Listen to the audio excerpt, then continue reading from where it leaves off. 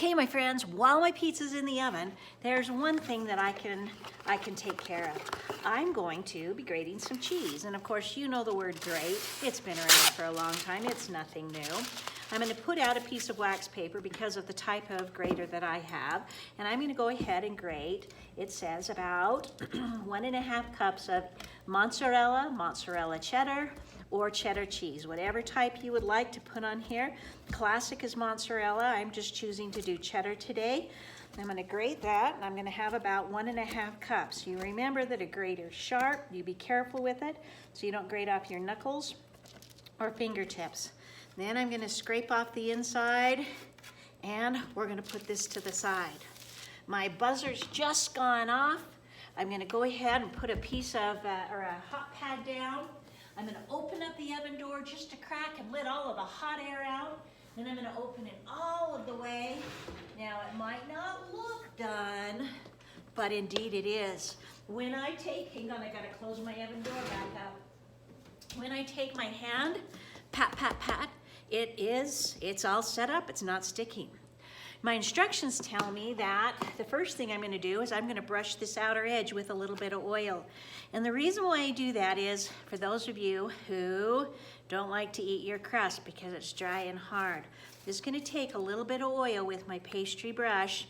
I'm gonna just kind of wipe it just a touch.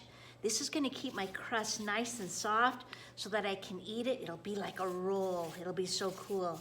All right, I don't need to do the middle because that's going to be covered with the next thing, which is a little bit of sauce.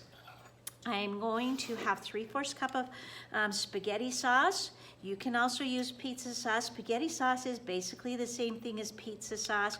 It's a tomato paste, tomato sauce mixture that's been had some spices added into it, like oregano, basil, a little bit of garlic in there, and I'm just gonna spread that evenly over my pizza crust. And of course, we wanna kinda keep it looking around like they have perfection done in your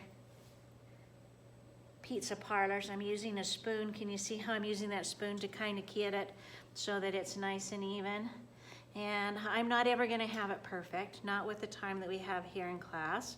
So I'm gonna get it mostly even. And then my next thing, of course, up is a little bit of cheese. Gonna spread that nice around. I'm going to do that. And of course, if you're making this at home, you can put anything you'd like on the top. I'm a big Canadian bacon and pineapple fan. Maybe it's green peppers or onions, or maybe it's just plain cheese, and you could do whatever you want at home. Here at school, you have your choice between doing a cheese pizza or a pepperoni pizza. That's our big choices.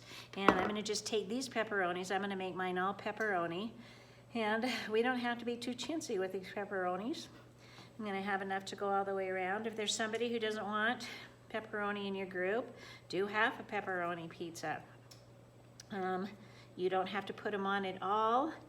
You could, I guess, technically eat the pepperonis and have cheese pizza. That is up to you. I'm just gonna go around in circles until I'm at the very, very middle.